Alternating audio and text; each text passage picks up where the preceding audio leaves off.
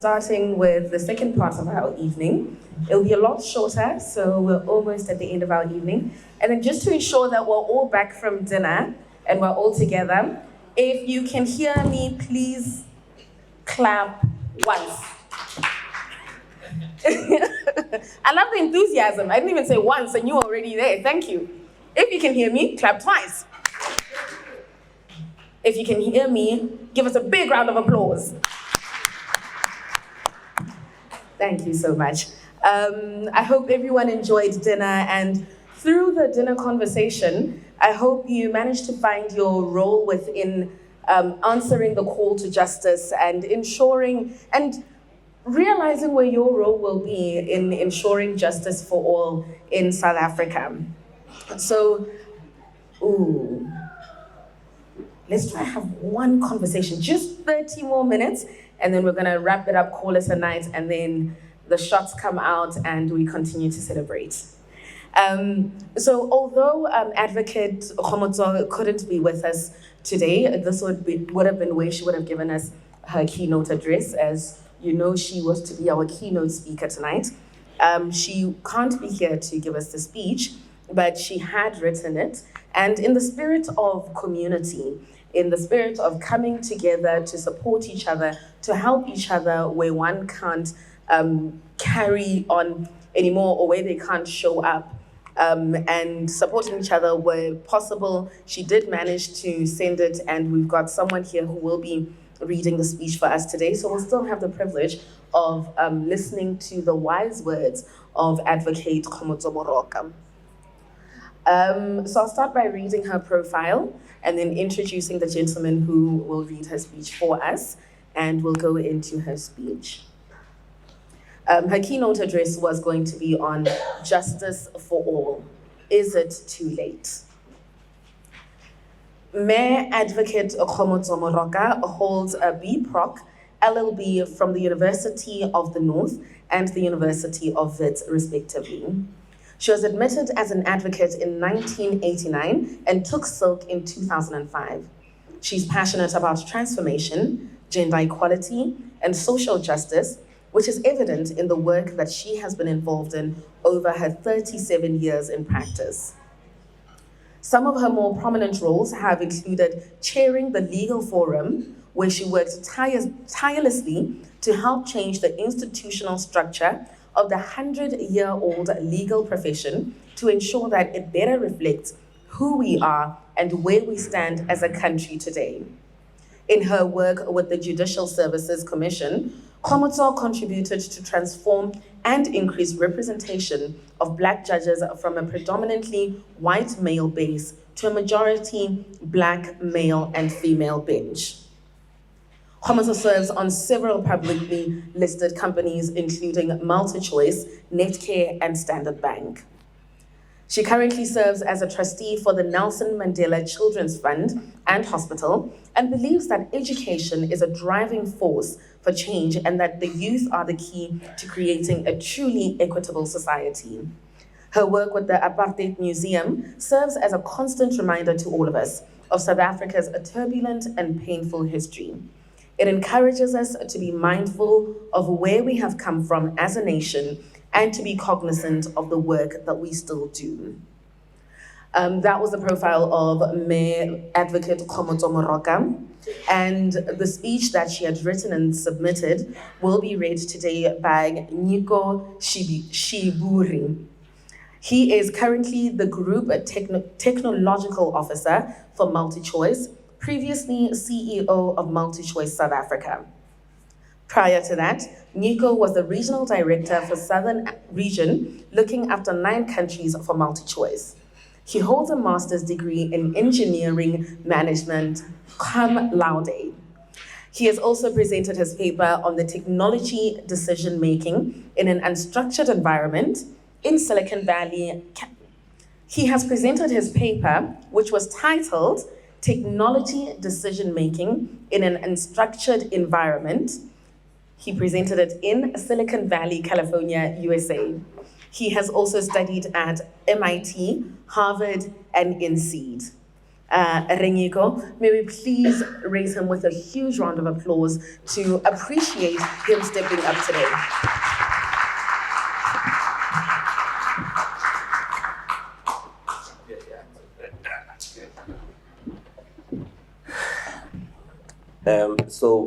Pato, I'm glad that you pronounced my surname correctly. I'm Nyiko Shiburi, not Bushiri. And it's a true story. In my previous role, looking after the southern region for MultiChoice, every time I got to Botswana, I always had to explain that I am not Bushiri, I am Shiburi. So ladies and gentlemen, thank you very much. What a great honor. When I spoke to Kgomotso earlier on, I said to her that under these difficult circumstances that we find ourselves in, if we can do just half of what those that came before us did, we would have overachieved. I actually wanted to say that to Songezo, but he's gone. Firstly, I'd like to say thank you very much for having me here. I have a joke with Ntate Elias, and the joke is about, I'm not sure what to call him. Because us as men, as we grow old, we don't want to grow old. Exactly. So when I think of myself, I go to the same car wash I've been going to for a very long time. It started with our Pranikos. Then it went to Tanikos. Then it went to Grootman Nikos. Then it went to our timer. So when I called Tate Elias, I'm not sure, I have to read the mood first. Tate Elias, thank you very much for having me here. What an honor. So, Kgomotso gave me 2 instructions. She said to me, firstly, she sincerely apologized that she couldn't make it, as we have heard earlier on.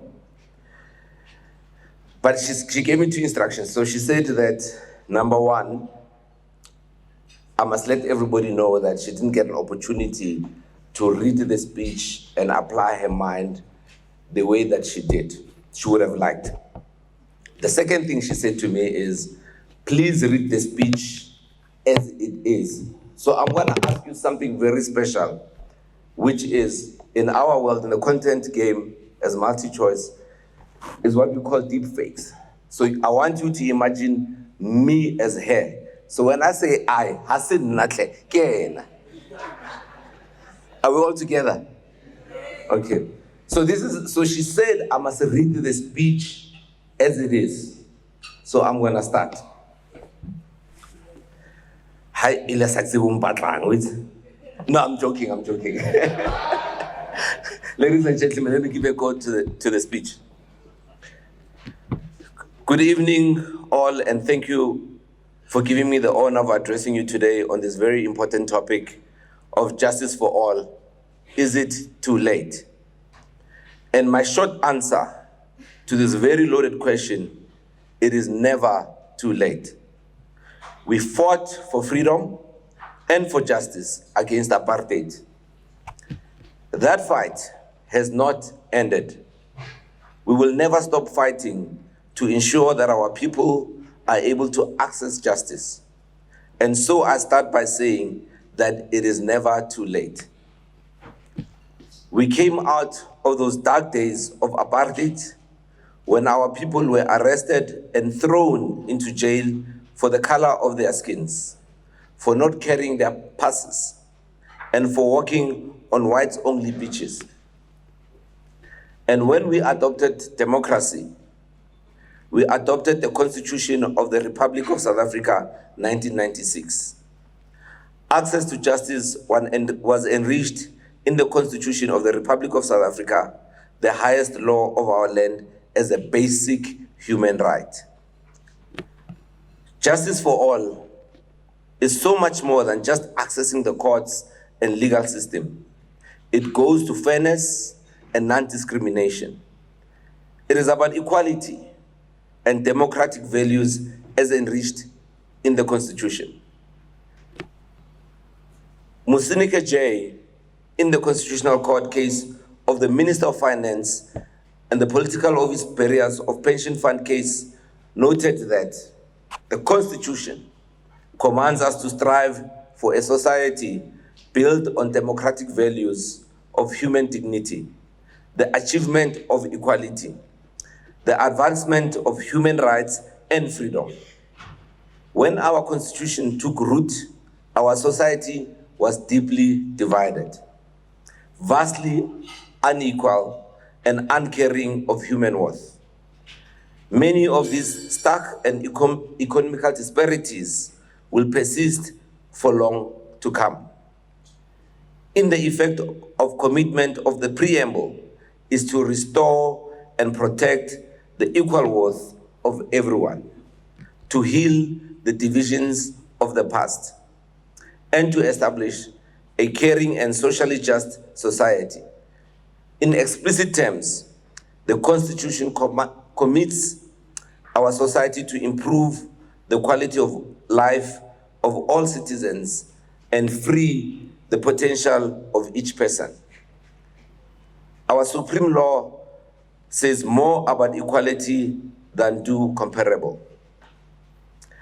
Like other institutions, it confers the right to equal protection and benefit of the law and the right to non-discrimination.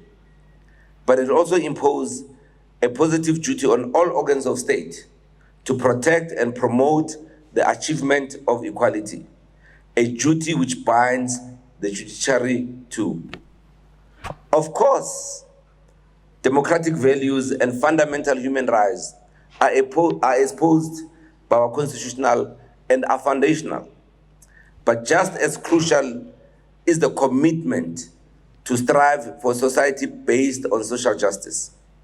In this way, our Constitution heralds not only equal protection of the law and non-discrimination, but also the start of credible and abiding process of reparation of past exclusion.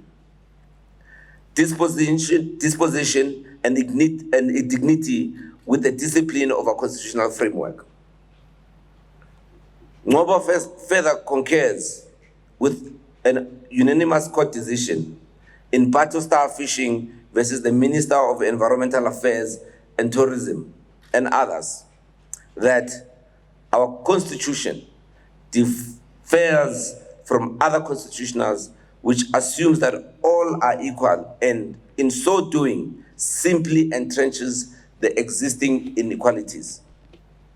Our Constitution recognizes that decades of systematic racial discrimination entrenched by the apartheid legal order cannot be eliminated without positive action being taken to achieve that result that we're looking for. We are required, therefore, to do more than that. The effects of discrimination may continue indefinitely unless there's a commitment to end it all. Section 9.1 of the Constitution says that everyone is equal before the law and has the right to equal protection and benefit of the law. And according to Section 9.3 of the Constitution, the state is prohibited from unfairly discriminating directly or indirectly against anyone.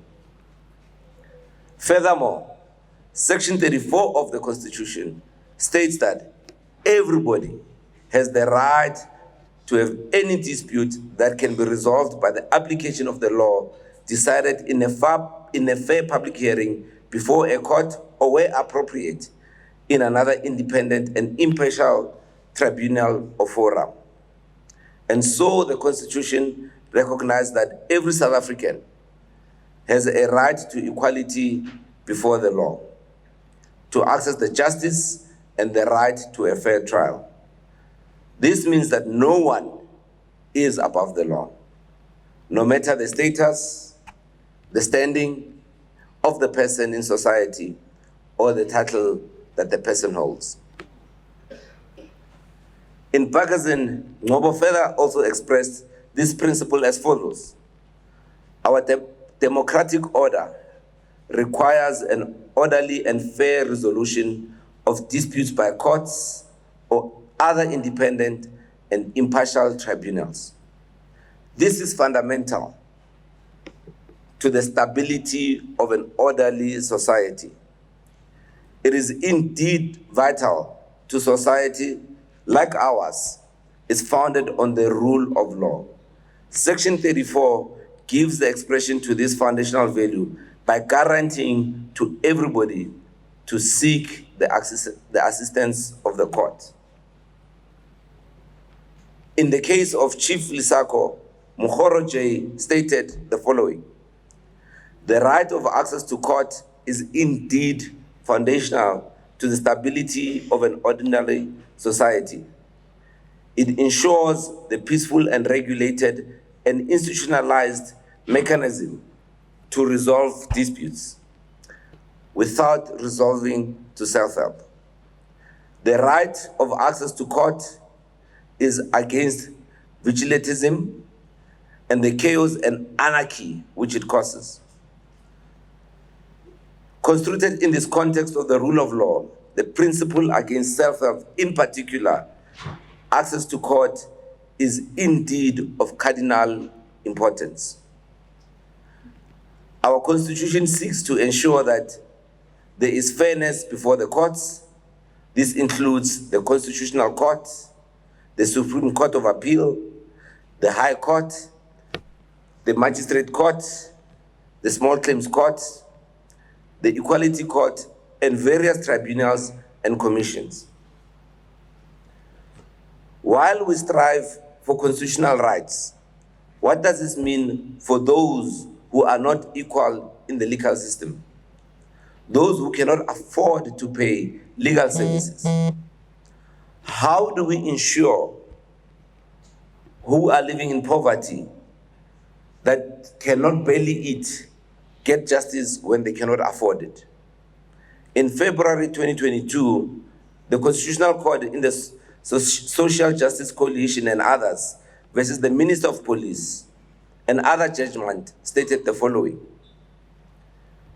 it must remain a matter of grave concern that some 20 years later into democracy, that is posted on the Constitution unconditionally, committed to an equal society, a recent World Bank study has concluded that South Africa is the most unequal country in the world.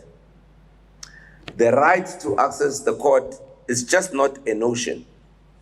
It must be capable of being enforced through the courts, but the truth of the majority of South Africans cannot afford to pursue justice and do not know their rights or are not empowered to enforce or defend their rights. This is the imbalance of our justice system that needs our attention. It is here that we need to focus our efforts to ensure that the poor, the vulnerable, and the marginalized are able to protect their human rights, to ensure there is justice for all. We protect those human rights through legislation, policies, and programs. People then turn to courts to give effect to the legislation, policies, and programs. Courts then take a decision which become binding and sets a precedent. Allow me to give you an example to demonstrate the impact of our justice system on the vulnerable, an example which I was closely involved in and is very close to my heart. In May 2020, I represented Sylvia Bongi Mahlangu and the South African Domestic Service and Allied Workers Union in the Constitutional Court. Judge Victor A.J. described the case before the Constitutional Court as follows: the cornerstone of any young democracy is comprehensive social security system, particularly for the most vulnerable members of our society. Although passed before the advent of constitutional democracy, the Compensation of Occupational Injuries and Disease Act, COIDA, partially contributes to our country's social security system. Unfortunately, 26 years into our democracy, and despite the constitutional promise and aspirational expectation, in the event of injury, displacement, or death at the workplace, domestic workers do not enjoy the protection of COIDA. By stark contrast, all other employers do, excuse me. Judge Victor goes on to describe domestic workers as the unsung heroes in this country and globally. She then says, they are a powerful group of women whose profession enables all economically active members of society to prosper and pursue their careers. Given the nature of their work, their relationships with their own children and family members are compromised, while we pursue our own career goals with a peace of mind, knowing that our own children, our elderly family members, or our households are well taken care of. Many domestic workers are breadwinners in their families who put children through school and food on the table through their hard work.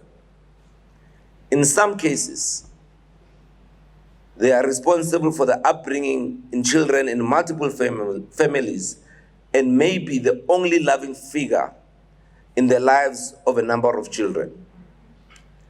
Their salaries are often too low to maintain a decent living standard, but by exception, if not explicable effort, they manage to succeed.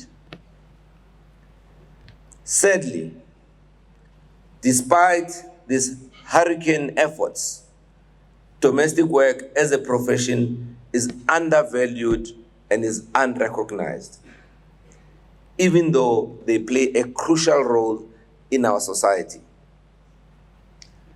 Arising from the founding values, one of the aims of the Constitution is to heal the division of the past, improve the quality of life of citizens, and free the potential of each person. Unfortunately, domestic workers have not basked in the fulfillment of the constitutional promise. Instead, their fate has been blighted as a result of being excluded from the statutory protections. Arising from this case, the Constitutional Court ruled in favor of domestic workers and inclusion of the domestic workers, the definition of employee under COIDA. Hopefully that will contribute towards systematic change that have been suffered by many of these women and continue to contribute to the breaking cycle of poverty that they suffer. Judge Mtantla, in the concluding remarks, described the impact of this judgment as follows. The impact of this judgment must go beyond the symbolic victory for domestic workers and should also, practically speaking, cement their rights in the place of our society. Domestic workers, like all other workers, have for many years reported being unable to vindicate rights through legislative protection. This may, to an extent, be attributed to the traditional attitudes towards domestic workers. Generally speaking, women have been expected to shoulder the cooking, the cleaning, as well as care for children, the elderly, the disabled, amongst others. And this has come without the real recognition under the woman's own household and similar lack of acknowledgement in the professional sphere. The perception is that the innate nature, as opposed to the formal acquisition of skills, competencies required to perform this task, unfortunately persist. In turn, this feeds into the reason why the exclusion of domestic workers from KOIDA has gone unremedied for far too long. Domestic workers are now afforded the protection by KOIDA, which is quite critical for various reasons as explained above. In our African context, this is often extended to families where one provides for her children, her grandchildren, and relatives at times. In some cases, who are not even relatives. While they deserve to be lauded as family matriarchs who respond to the situation of hardship by providing aid, they remain stuck in the historical cycle of poverty. To end to the plight, apartheid and further discrimination results in black women being historically and generationally impacted. Such women were often single-handedly provided the foundation of the family and collectively to the millions of families. Furthermore, the working hours for domestic workers have been described as long and unpredictable. In reality, this class of black women dedicate a lot of time to provide support to another family while being away from their own families. Koch aptly captures this tragic bind as follows: cheap, black, domestic labor is the instrument where white, or today women of any color, escape from some of the constraints of their own domestic roles.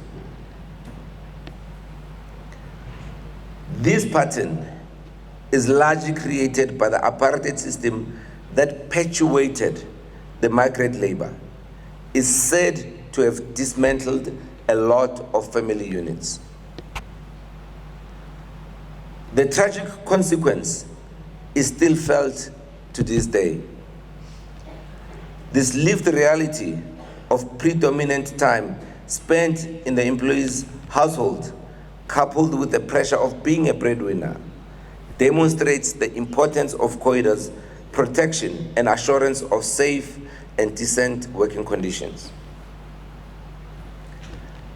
Domestic workers, despite the advent of constitutional dispensation, remain severely exploited, undermined, and devalued as a result of their own experiences and the intersection of discrimination. And yet, these black women are survivors of a system that contains the remnants of our colonial and apartheid past. The same black women are brave, creative, strong, and smart.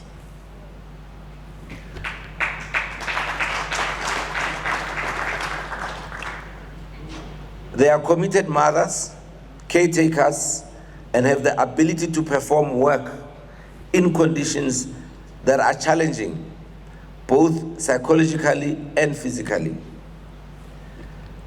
These black women are not invisible or powerless. On the contrary, they have a voice, we are listening. These black women are at the heart of our society. Ensuring that they are afforded the basic rights, an avenue to vindicate these rights is central to our transformative constitutional project. This case is just one example of how the justice system can be used to ensure justice for all. It is never too late to change anyone's life for better. Through this one case, we'll be challenging the lives of many domestic workers and their families. Transformation is not easy. It will not be easy to get to a point where we can truly say we now have justice for all. This is the goal, and there is so much to be done before we can say we have achieved our goal. We have various institutions from the Legal Aid Board, Legal Resources Centers to NGOs and NPOs that are there to assist many people, but this is not enough. People need to be made aware of their rights and where and how to seek assistance. The justice system itself, courts and those that serve justice must be trained to assist people. The justice system itself needs transformation. Take the advocate profession, for example. It is still dominated by the mindset of the minority. Since I became the first black woman to take silk and be appointed as a senior counsel in 2002, black female advocates are increasingly decreasing. But there is still some work to be done before we can say that attorney's profession and the bar is truly transformed. There are other areas that also impact the access to justice that need mentioning. Too often, we hear stories of corrupt officials within the justice system, from the police to the clerks of court, soliciting bribes to move cases along. This is the harsh reality that our citizens face. We need to expose such officials to eradicate this corruption so that people that seek justice are able to get justice. We need to ensure that the vulnerable, the women, the children, the members of our LGBTQI+ and other letters community are protected by law enforcement officials and are not victimized for trying to access justice. Here lies the biggest challenge. To change the mindset of the ignorant is not easy, but we must persist. Change itself is not easy, but is possible with a lot of effort and understanding. We therefore can ensure that all those living in South Africa are able to access justice and that there is justice for all. I thank you. Thank you so much for delivering those words. We have a token, Magogo trophy to give you, and it will be delivered by Dombolo Masilela.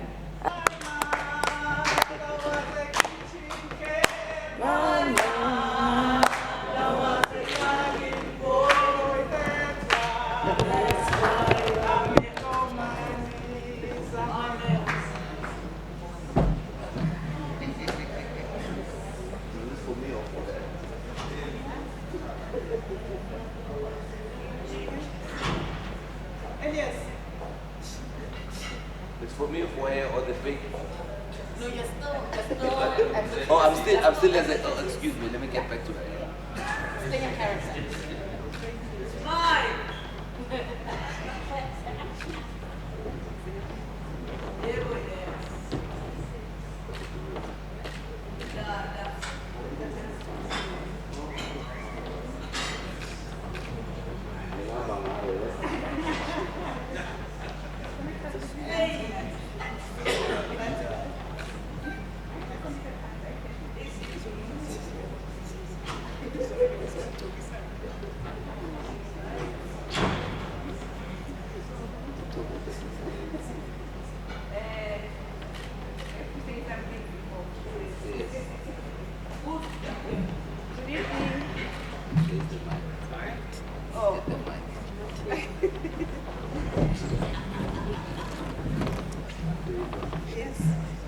Good evening. Hello. Hi. Hello. It's good to be here. It's nice to be here. It's nice to be here. It's good to be here. Lo chani noke. Because of the blanket, fanele ngithome ngikhuluma isikhethu. Ngilotshise. Umndeni wakwaMasilela abakwaDlambili abangqondo beza kaMdibani ingagara abekhetho omkhulu. Ngithanda ukuthi the blanket esimbesa keynote address yethu, it's a very important blanket to us esabuMasilela esamandebele. When you wear that blanket, wherever you go, people recognize that you are Ndebele, and they immediately realizes that you are the person who respects your culture. You are a person who knows exactly what the blanket means to you. When you look at us in a number of ways, when we have the initiation school of our boys, you will see them wearing this blanket. When we have initiation school of our girls, you will see them wearing these blankets. But when it comes to us as women, we don't only wear it every time. There are special occasions where we wear this blanket. Because when there's initiation school, you will see us in our red blankets, amapiti, which are very much important also. But because today we're talking about this one, I won't talk about amapiti. Next time, when we meet like this, I'll be able to explain. But please, when you see Ndebele in this blanket, know that Ndebele knows exactly what this blanket means. And Tina Masilela, that's why always, when we have this important event of Emagogoism, we have this blanket. You'll never meet us without it. We can have other gifts that we have it, but on top of them, what is important is that when we have this blanket, it's how we explain ourselves as our Masilela Amandebele. I thank you very much.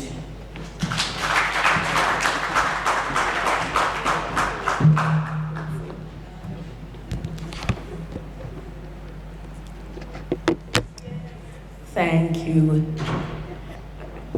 Thank you so much.